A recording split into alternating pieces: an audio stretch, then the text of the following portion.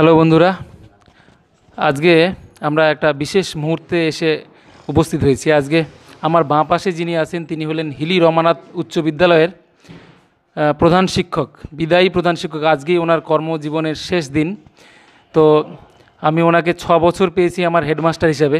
তো এরকম ঠান্ডা মানুষ, এরকম ক্যাপ্টেন কুল দেখিনি, যিনি এত সুন্দর করে ইনস্টিটিউশনটা পরিচালিত করতে পারেন। তো আজকে শুরুতেই ওনার কাছে যাবো আগে আবৃত্তি দিয়ে। তো ভিডিওটা পার্ট 2, 3 হতে পারে, আপনারা প্লিজ দেখবেন। প্রথম পার্টি আমি এটা দিয়ে শুরু করছি এবং আবৃত্তি ওনার কাছে শুনে নেব। শুনুন। আজি হতে শতবর্ষ পরে কে তুমি পড়িছ বসি আমার কবিতাখানি কৌতূহল ভরে। আজি হতে শতবর্ষ পরে আজি নব বসন্তের প্রভাতের আনন্দের লেশ মাত্র ভাগ। আজিকার কোনো ফুল বিহঙ্গের কোনো গান, আজিকার কোনো রক্ত রাগ অনুরাগে সিক্ত করি পারিব কি পাঠাইতে তোমাদের করে। আজি হতে শতবর্ষ পরে তবু তুমি একবার খুলিয়া দক্ষিণ দ্বার বসি বাতায়নে, সুদূর দিগন্তে চাহি কল্পনায় অবগাহী ভেবে দেখো মনে। একদিন শতবর্ষ আগে চঞ্চল পুলক রাশি কোন স্বর্গ হতে ভাসি নিখিলের মর্মে আসি লাগে। নবীন ফাল্গুন দিন সকল বন্ধনহীন উন্মত্ত অধীর, উড়ায় চঞ্চল পাখা পুষ্পরেণু গন্ধ মাখা দক্ষিণ সমীর। সহসা আসিয়া তরা রাঙায় দিয়েছে ধরা যৌবনের রাগে তোমাদের শতবর্ষ আগে। সেদিন উতলা প্রাণে হৃদয় মগন গানে কবি একা জাগে, কত কথা পুষ্প প্রায় বিকশি তুলিতে চায় কত অনুরাগে একদিন শতবর্ষ আগে।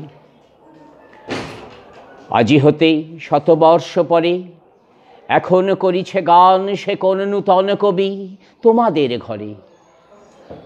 আজিকার বসন্তের আনন্দ অভিবাদন পাঠায়ে দিলাম তাঁর করে। আমার বসন্ত গান তোমার বসন্ত দিনে ধ্বনিত হোক ক্ষণতরে। হৃদয় স্পন্দনে তব ভ্রমর গঞ্জনে নব পল্লব মর্মরে। আজি হতে শতবর্ষ পরে। Thank you sir. তো আমরা পরের পার্ট 2 আবার দেখাবো সাক্ষাৎকারে। এটা শুধুমাত্র আবৃত্তি দিয়েই থাকবে এবং ওনার ফিলিংসগুলো পরের পার্টি আমি দেখাবো। তবে তার আগে 2-1 কলিগদের আমরা আরও ওনার সম্বন্ধে অনুভূতি আমরা জেনে নেব। আপনি যদি প্লিজ কিছু বলেন ওনার সম্বন্ধে। আমার এবার আমরা যাচ্ছি যে কল্যাণ কুণ্ডু, আপনারা জানেন হিলি রমানাথ উচ্চ বিদ্যালয়ের অ্যাসিস্ট্যান্ট টিচার এবং প্রাক্তন ডিপিএসসির চেয়ারম্যান, তাছাড়াও জেলা পরিষদের দক্ষিণ দিনাজপুর জেলা পরিষদের সহকারী সভাধিপতি ছিলেন। এই মুহূর্তে আবার আমাদের স্কুলেরই বর্তমান অ্যাসিস্ট্যান্ট টিচার। ওনার কাছ থেকে আমরা জেনে নেব সোমেনবাবু সম্বন্ধে কিছু বক্তব্য। সোমেনদা এবং আমি দুজনেই এই বিদ্যালয়ে কর্মসূত্রে এসছি। আমরা খুব কাছাকাছি অল্প সময়ের ব্যবধানে। সোমেনদা বোধহয় 82 এবং আমি 83, কয়েক মাসের ব্যবধানে। এবং আমাদের একটা বন্ধুত্বপূর্ণ পরিবেশ আমাদের ছিল এবং স্কুলের অনেক ভালো মন্দের বিষয়ের সঙ্গে স্কুলের নানান সমস্যা এবং স্কুলের খুব গৌরবোজ্জ্বল দিনের সঙ্গে একসঙ্গে কাজ করার একটা সুযোগ পেয়েছি। এবং সমস্যাগুলোকে একসাথে মেটানোরও সুযোগ পেয়েছি। এবং কর্মজীবনের এই প্রান্ত বেলায় এসে এইটুকুই বলার যে আমরা একজন সুযোগ্য হেডমাস্টারমশাই, তাকে আজকে বিদায় জানাচ্ছি। আর প্রশাসক হিসেবে যে যে গুণগুলো তার থাকা দরকার সেগুলো সবই তার ছিল এবং সবাইকে নিয়ে যে চলার যে ব্যাপারটা সেটাও একটা বড় ব্যাপার।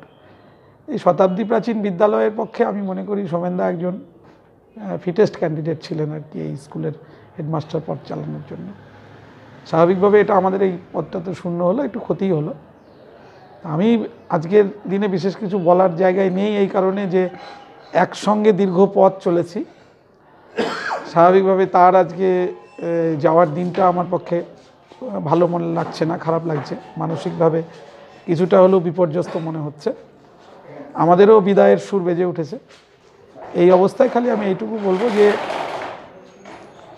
সোমেনদার মানে বাকি জীবনটা সুস্থ কাটুক এবং বিদ্যালয়ের সমস্ত যে কাজ, সেই কাজের সময় যেন আমার সোমেনদাকে সবসময়ের জন্য পাই কাছে, এবং তার পরামর্শটাও দরকার হবে বিদ্যালয় পরিচালনার ক্ষেত্রে, তার পরামর্শটাও দরকার হবে। এইটুকুই আমি তার বলার, আর কিছু। দেখুন, এবার যার পাশে আমি বসেছি উনি আমার কলিগ, আবার সোমেনবাবুরও কলিগ, আবার সোমেনবাবুর ছাত্র।